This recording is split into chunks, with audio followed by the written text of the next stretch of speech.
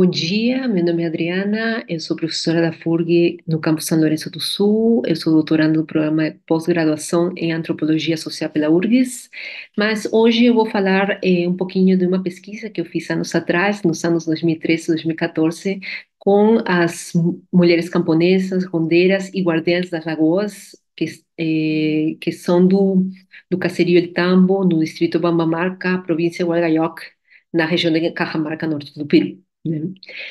Naquele período, as mulheres e seus companheiros, eles me compartilhavam, né, de que se o projeto de migração a céu aberto ocorresse, porque naquele momento se estavam organizando para lutar contra um projeto de mineração, queria se instalar no alto das montanhas, onde tem lagoas importantes que nutrem, né, as terras das comunidades que estão águas abaixo, né? Elas diziam que se esse projeto acontecesse, elas e seus filhos ficariam aos poucos, porque a água não nasceria nos olhos de água, as batatas não nasceriam na nossa terra, e os seus corpos adoeceriam se tivessem que consumir água de fonte desconhecida, né? E fazer pesquisa nesse contexto de conflito, né? Porque o pico do conflito foi no ano 2012, mas quando eu fiz a pesquisa, eu fiz no ano 2013 e 2014, foram anos bastante tensos também, porque era o momento em que o projeto estava inviabilizado, né? Mas havia suspeitas de que o projeto estivesse avançando de forma oculta, né? Então era muito importante que as rondas continuassem trabalhando, vigiando, né, no alto da montanha e ver se realmente a mina estava avançando, né, algumas coisas afetando as lagoas tão importantes para eles. Então era muito importante vigiar, rondar, protestar, né, no lugar dos fatos, no lugar dos hechos, né, como eles dizem. Inclusive, as, o, as rondeiras e rondeiros me diziam que as rondas tinham nascido para lutar contra o vigiato na década de 1970. Só para ter uma ideia, as rondas nasceram na província de Chota, que está ao lado da província de Hualgayoc, onde eu estava fazendo pesquisa, né? E as rondas nasceram em 1976 em Chota e no distrito de Mamamarca, em Hualgayoc, nasceram em 1978 no caserio Santo Antônio, né? E a partir de 1978 as rondas, os outros caserios começaram também a se organizar em rondas, né? Que é uma forma de autogestão da justiça, né? E se nesse momento tinha nascido para lutar contra o abigeato, né, contra o roubo dos pertences de cada família, hoje em dia a luta era concebida para defender aquilo que era para todos. E aquilo que era para todos é a água, né? E isso era interessante porque as rondas sempre, os rondeiros e as rondeiras me diziam que cada luta era um aprendizado. Inclusive uma rondeira branca, né, muito importante, ela me dizia que Congo era uma luta a mais, né? E essa luta mais era um aprendizado para as rondas. As rondas sempre estavam reinventando para lidar com essas dificuldades, principalmente quando elas tinham que lutar pela defesa da vida, né? Mas houve outros momentos importantes que eu queria compartilhar com vocês, que era nas cozinhas dessas mulheres rondeiras, né? Porque era um momento de compartilhar alimento, né? Compartilhar as batatas fervidas, bem condimentadas com pimenta, e elas diziam isso, né? Que era importante comer junto, né? Porque dessa forma poderia sentir o medo que elas estavam sentindo diante da possibilidade de um mundo sem batatas, né? Então, inclusive, havia, em várias ocasiões, elas comentavam de que aqueles que lutavam eram aquelas pessoas que comiam batatas porque sabiam de onde vinham os alimentos, né? E como esses alimentos eram nutridos, né? E aqueles que eram seduzidos pela mina, eles comiam outra coisa, comiam alimentos principalmente do litoral, né? Então, eles não sabiam de onde vinham as coisas e eram facilmente corrompidos, né? Pela proposta da mineração, tá? Então, eu apresentei aqui um, um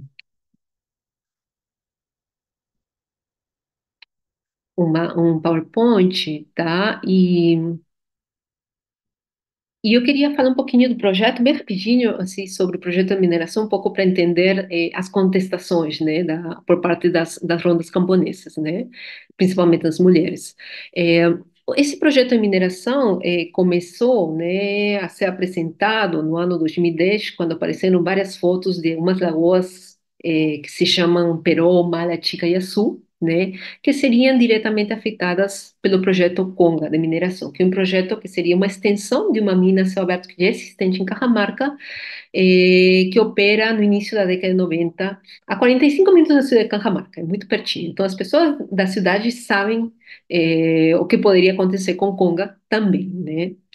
E a compensação pela empresa mineira, ou mineradora, era o desenho, construção e instalação de reservatórios que capturariam uma maior quantidade de água na época de chuva para poder ser distribuídas, ou seja, a água seria distribuída na época de seca, pela mina, claro, né? Com o argumento de que os camponeses poderiam plantar mais, né? Porque haveria uma quantidade de água maior disponível para as comunidades que estão águas abaixo, né? E esse desenho, né, dos reservatórios, a proposta dos reservatórios, que foi o que causou, né, o maior desgosto, né, entre as pessoas, né, entre os camponeses e camponesas, né? Muitos diziam que, né, as mulheres me diziam, né, que, por exemplo, os reservatórios, colocar os reservatórios em vez das lagoas, né, sacrificar as lagoas e colocar os reservatórios, né, seria como amputar ou mutilar uma perna, né, e colocar uma perna artificial no corpo de uma pessoa, né. E ele me disse, Adriana, seria a mesma, tu acha que seria a mesma coisa? A circulação aconteceria se tu tá mutilando, né, algo que é parte do corpo e está colocando uma coisa artificial, né? E mas eu queria comentar um pouco como as mulheres, né, se organizaram, né, diante dessa proposta de mineração, né? Em muitos momentos as mulheres e os homens, né, lutavam juntos, né, e as mulheres eram como escudo nos protestos, né, eh, corpo a corpo com a polícia, né? Era impactante, né, esses momentos de luta, mas elas me contaram também que no ano 2011, né, elas sentiram que o ambiente não estava normal naquele período. Estamos falando, 2010 já estava o anúncio né, da proposta da mina, mas no ano 2011 elas sentiram que havia uma frustração da colheita nesse ano, no período entre os meses de julho e setembro. Notaram que a água do canal de irrigação estava diferente, tá? Notaram também que as águas do canal de irrigação não estavam descendo até os caseríos mais baixos, né? Porque as famílias del Tambo também são usuários do canal de irrigação. E essas demandas, essas observações das mulheres foram colocadas em pauta numa reunião de Romas, né? E as pessoas disseram, comentaram que num momento a mina até foi lá e conversou e falaram de alguns projetos de desenvolvimento, mas inclusive estavam sendo, digamos, seduzidos um pouco pelos projetos, né, que chegaria, mas as mulheres, quando colocaram essa pauta, chamaram um pouco a atenção e decidiram formar uma comissão para ir até a região das Lagoas para ver o que estava acontecendo aí, né? E quando elas foram até lá, foi muito difícil, porque muitos dos caseríos que estão nas partes mais altas, né, o Tambo está a 2.800 metros sobre o nível do mar, né, a região de Conga está em 4.000 metros, né, então haviam caseríos que estavam no meio, né, e os caseríos que estavam bem perto, né, das lagoas, as pessoas tinham muito compactuado com a mina, né, eles queriam, estavam esperando uma proposta de trabalho, né, por parte da mina, e não deixavam que as pessoas del Tambo fossem lá a ver o que estava acontecendo. Mas elas chegaram, né? Chegaram a ver e notaram, né, que havia muita maquinária em torno da Lagoa Mamacocha, esta lagoa daqui. Desculpa que eu estou passando assim as fotos de uma forma desorganizada, mas é para explicar. Essa lagoa aqui havia maquinária, toda essa parte verde diz que havia maquinária, né? Mas não é uma lagoa que seria diretamente afetada. Ou seja, as lagoas que eu estava falando que seriam sacrificadas estão atrás da pedra, essa pedra que tem um formato de um lagarto, né? Que pertence à região de Selindi, né? Mas as mulheres diziam que essa lagoa, se as outras lagoas fossem afetadas, essa lagoa também secaria e se ela secar, secaria, os corpos delas também secariam, né? Então era muito importante vigiar essa lagoa também. Então, e quando chegaram, havia maquinária, porque estavam construindo as estradas para transportar o metal, né? Mas também se podia notar que as maquinárias estavam indo até por trás, né, da Pedra do Lagarto, que é o limite com a região de Serendim, onde seria onde estão localizadas as lagoas que seriam diretamente afetadas, né? Então, isso, digamos, a partir daí, né, a partir desse momento que vou repetir, né? Sentiram esses impactos no ambiente, nas águas, né? Foram verificar, notaram essa maquinária ultrajando uma macocha, as pessoas voltaram e tomaram uma decisão de lutar, né, pela água e pela vida, né?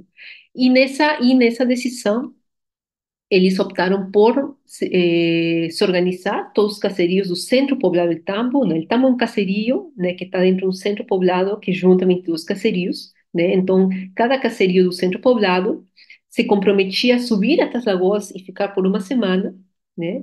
E poder vigiar o que estava acontecendo nas lagoas, porque principalmente 2013 e 2014 eram anos cruciais, porque naquele momento o projeto tinha parado, então eles queriam saber se está acontecendo uma coisa, mas em 2012 já eles subiam e acampavam para ver, para mostrar que eles estavam contestando esse projeto, né? E se não houvesse havido essa contestação, o projeto não houvesse sido inviabilizado. Então os protestos eram no lugar dos hechos, nas lagoas, e os protestos aconteciam também na cidade de Cajamarca, onde estava localizada a empresa, onde também envolvia as pessoas do meio urbano, né?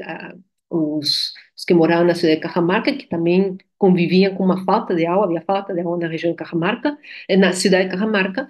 Então, os ambientalistas, né, o grupo ambientalistas, né, então, e a defesa da vida também envolvia, não tinha falado, envolvia tanto católicos, tanto camponeses, rondeiros católicos como pentecostais. Até os pentecostais falavam um pouco das transações, né, envolvidas entre o dono da empresa mineira e o dono do mineral, que é o diabo, né? O diabo é o dono do mineral, né, do ouro e cobre. Então, se essa extração das minas era gigantesca, isso significa que os regalos, né, ou as transações seriam muito mais perigosas para as pessoas do local, né?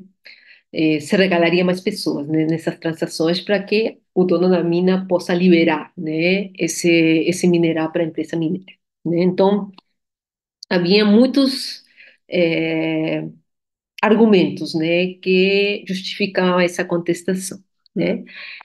Mas uma coisa bastante importante, voltando para o tema das mulheres, né, para não me sair né, do ponto, né, de conversa, era que elas também me mostravam os desenhos na terra que elas faziam, né, por exemplo, esse é um pouco infalível, né, de uma ronda. Ela é hoje é presidente de rondas femininas no Caserio El Tambo, que é Maria, né, e Maria me mostrava os lotes de onde estão os olhos de água, né? E ela me explicava que esse olho de água, né, que nunca falhava para ela, né? A partir desse olho ela jalava a agüita, né? Ela guiava essa água que é muito diferente de reter água. Então, esses desenhos que são as seques artesanais, né, na terra, eram para ajudar essa água a ser guiada para nutrir, né, os lotes semeados de batata e poder, por exemplo, colocar uma pedrinha, essa água é ralada e guiada até o lote, colocam uma pedra somente para alimentar esses sucos de batata, depois tira essa pedra e vai alimentando as seguintes fileiras, e depois deixam essa água ir para poder alimentar outras terras, né, dos usuários, né, de outras famílias camponesas que residem no caserio. Então, a ideia de deixar ir as águas é muito importante e é contrária à ideia da retenção da água proposta pela empresa de mineração, né? Inclusive, elas falavam de que elas estavam contra, né, essa retenção das águas nos reservatórios, né, porque as águas iriam adoecer, mas, ao mesmo tempo, elas diziam que essas águas se espantariam, elas iriam embora, né, porque alguém queria controlar, manipular essas águas, queriam reter essas águas, né? Então, e elas me mostraram vários exemplos que aconteciam dentro do caserio, né? Com a questão dos roubos de água, né? Por exemplo, ela faz um desenho que é bem superficial na terra para que essa água possa fluir, tá? Mas se ela faz um desenho mais aprofundado, né, ela pode, digamos, deixar sem água o vizinho, né, porque ela está retendo um pouco a água para ela. Então, se tem duas fileiras, duas acequias, e alguém faz uma sequía mais aprofundada, essa água está mais propensa para ir para esse lado, né? Mas da experiência vivida delas, essa água ao final não gosta de ser retida, ela vai para outro lugar. E ao final toda a comunidade perde. Então esses cuidados, né, eram, digamos, regulados, né, pelos usuários de irrigação, né, eles controlavam quem estava querendo roubar essas águas e para elas, né, a empresa de mineração era uma empresa que, na verdade, estava querendo reter essas águas e o mais, digamos, o que elas diziam que era o mais, o que dava mais raiva, né, era que a empresa mineradora queria entrar nas mediações, né, da circulação das águas entre as partes altas e as partes baixas, né? Então, se a Lagoa Mamacocha se alimenta da água de chuva, né? E essa água de chuva é provocada pela nuvem com o diocito, depois ela começa a descer pelo ítio, que são essas plantas silvestres que nascem que nascem, né, no alto da montanha. Elas vão descendo pelo ítio e vão entrando, né, na lagoa, né, na terra, e elas vão descendo, tá? Nessa mediação, nesse protocolo, né, a empresa mineradora não poderia entrar, né? E o que está propondo a empresa mineradora é mediar esses protocolos do alimentar, né, dessas relações do alimentar, né? Então eram duas coisas que elas estavam questionando aí, né? Essas relações do alimentar, né? Relações que alimentam, né? Onde Yanacocha queria mejar, mas elas queriam que ela não entrasse, né? Nessa mediação do nascer das águas, né? E outro ponto era a questão do nascer aí, né? Então, se Mamacocha acontece, se a empresa mineradora, se o projeto da empresa mineradora acontece, se Congavá, como elas dizem, né? O nascer das águas não vai acontecer mais, né? E se o nascer das águas não acontecer mais, né, elas vão morrer, né? Lentamente, vão secar lentamente, e isso não poderia acontecer, tá? E, finalmente, eu queria compartilhar o último ponto, né, porque já estou fora do tempo, é a questão do canto, tá? Aqui temos a Maria, eu tinha apresentado, Maria está aqui mostrando o seu olho de água e sua séquia e a importância da circulação das águas, de não reter, evitar que as águas se espantem. Mas aqui ela está cantando, né? E aqui está no nosso campus, ela estava cantando em São Lourenço do Sul. Ela veio aqui ao Brasil, né? Cantou para os estudantes, para professores, para pessoas que estavam lutando contra duas propostas de mineração aqui no Rio Grande do Sul, né? E para ela e para sua irmã, né, e para outras mulheres, né? Eu estou falando mais delas duas, né, porque tinha um pouquinho mais de relação com elas. Elas me contavam que era muito importante que as canções delas, que também animavam e alimentavam os rondeiros que estavam e rondeiras que estavam vigiando as lagoas, também pudessem viajar aqui ao Brasil, né? Porque ao final as aulas também viajavam, chegavam, né, até o Brasil. Então, também era uma pauta para os brasileiros, né? Então, era importante também animar a luta em conjunto, né? E, e eu não entendia no início por que ela me dava essas canções para compartilhar, né? No início não compreendi, né? Mas mas eu suspeito que essas canções também tinham que viajar junto, né? Tinham que circular e têm, digamos, partem da mesma premissa da sala, de circulação, de não apropriação, de sempre estar fluindo e compartilhando, né? E animando as pessoas e poder fazer também acordos, alianças, né? Políticas, principalmente entre as mulheres, né? Então, é, para isso, eu queria compartilhar uma canção. É uma canção para finalizar minha fala até agora e deixo depois para o debate, que é uma canção que não é de Maria, é uma canção da sua irmã Branca, né? Branca, perdão. Ela é rondeira desde os 14 anos. E ela foi muito importante nessa luta e nas várias lutas que teve em Tambo, né? E ela também canta, né? Então eu vou colocar a canção dela, tomara que não tenha problemas com o som aqui, tá? Só um pouquinho, com isso também. Nuestros hijitos bautizan, nuestros hijitos bautizan, mamita quiero vivir, mamita quiero vivir. Bótenlo a los mineros, bótenlo a los mineros, porque no quiero morir, porque no quiero morir. Yo le digo a mis hijitos, yo le digo a mis hijitos, por eso voy a luchar, por eso voy a luchar. Para que tengan la vida, para que tengan la vida y agüita para tomar, y agüita para tomar. Al Perú y al mundo entero yo les quisiera pedir que respeten los derechos, que no queremos morir. Al Perú y al mundo entero yo les quisiera pedir que respeten los derechos porque no quiero morir. Muito obrigada. Então, ficou à disposição para o debate.